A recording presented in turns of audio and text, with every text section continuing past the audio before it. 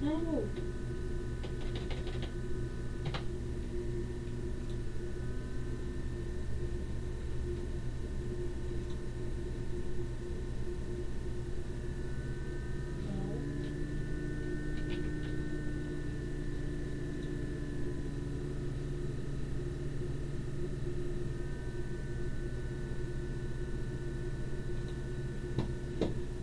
This happened in January of 2020 when I was 18. Over winter break, I had signed up for DoorDash since a couple of my friends were also doing it. I didn't really need the money as I was in high school and still living with my parents, but it was more to just have something to do. And as a kid, a couple $100 a week was pretty nice. My first few nights went smoothly. I got the hang of it after the first 3 or 4 orders, and after that, it was all just the same sort of work cycle. During my second week, I started working more though, getting excited about making money for the first time and trying to make as much as I could. My friends were doing the same and had mentioned that on days with bad weather, you'd usually make even more. So on the one night when snow started coming down, I chose to hit the road and do some deliveries. So today, guys,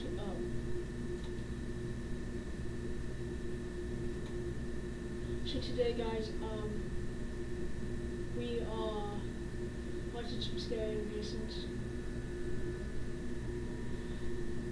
I know you guys are probably like, oh no, this is just a Dutch and it's February. You don't even know what he's doing. I just always wanted to be a YouTuber. There you go, Coco. I just always wanted to be a YouTuber. Because I just wanted... Let's just get into these. For the first hour, I was FaceTiming one of my friends as we were both driving around, but he stopped and went home around 8.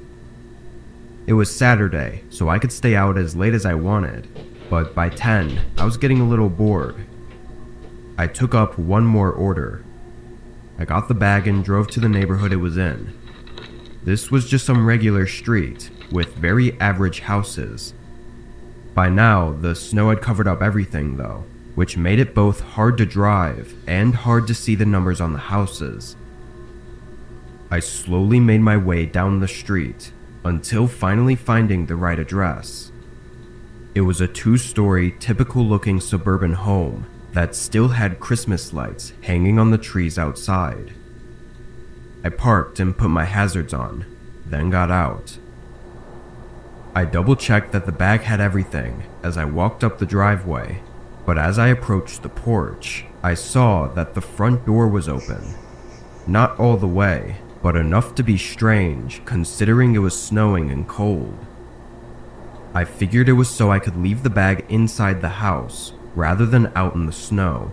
So when I got up to the door, I pushed it a little bit more open and slid the bag inside the house. But just as I pulled my phone out to take a picture for confirmation, I heard a woman's voice yell from across the house. She asked if I was the delivery person dropping off her order. It sounded like a young woman, maybe even early 20s. Yeah, I put it right here in your doorway. Okay. Don't you think it's a little strange that a woman just yelling at you? Anyone else? I said, not expecting the conversation. The woman responded right away, saying I could push the door open and bring the bag to her. I knew it was strange to be asking me to go inside their house, but I pushed the door open just to see where they were. Past the entrance, there was a long hallway that led to what I think was the kitchen, and on the wall, I could see the clear shadow of the woman who was presumably standing right around the corner. Where do you want me to bring it? There was a long moment before the woman responded. She leaned half of her body around the corner and showed herself at the end of the hallway, telling me to just bring it over to her and gesturing with her hands for me to come in. But as she went back around the corner and out of sight, I realized that the shadow outline on the wall hadn't moved with her. It was someone else's shadow, standing somewhere by her around the corner. I stood there for a second as I felt. Okay, at that point, run, man. Just run. Like, come on. At that point, I would be running. Getting out of there.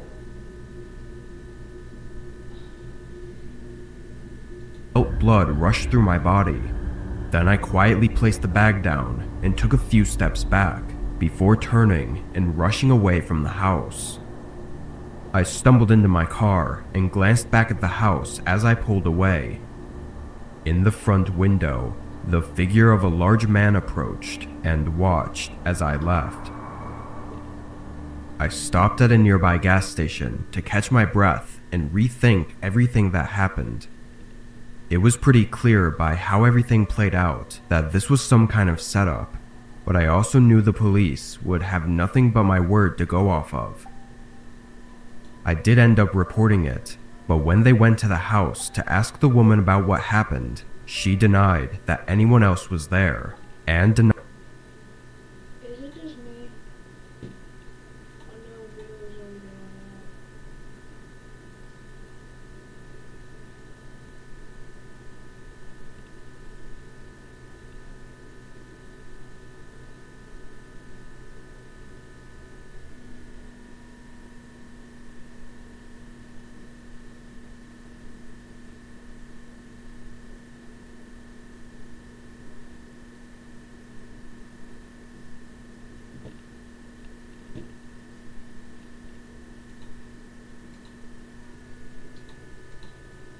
Denied the officers access to search the home for anyone else. So, like I said, the police were unable to do anything at the time. What the woman and the man were trying to do by getting me inside their house is unknown, and I can only imagine. Yeah, totally not gonna try. They totally not were trying to kidnap you or anything.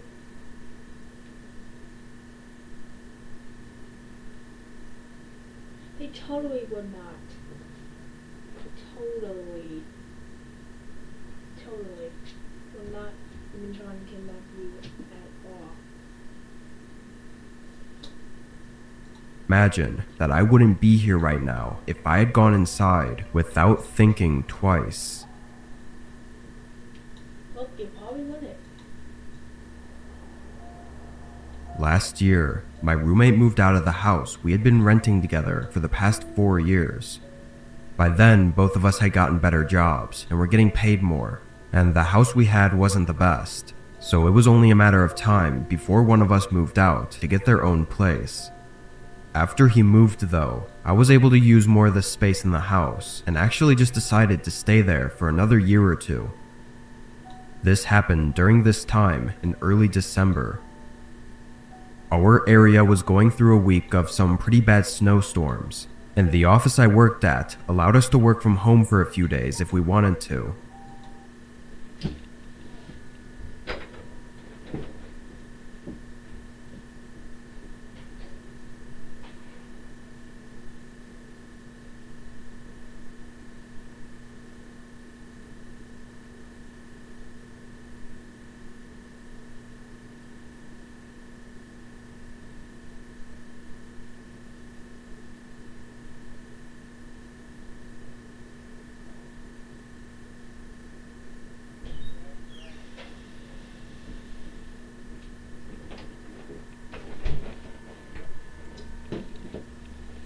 Obviously, I chose to take the offer. I used my old roommate's bedroom as an office and worked throughout the day, but at one point while I was working, there was a knock at the front door. I left the room and checked who it was. There was a man on the porch in a heavy winter jacket. He didn't seem to be a worker or delivery.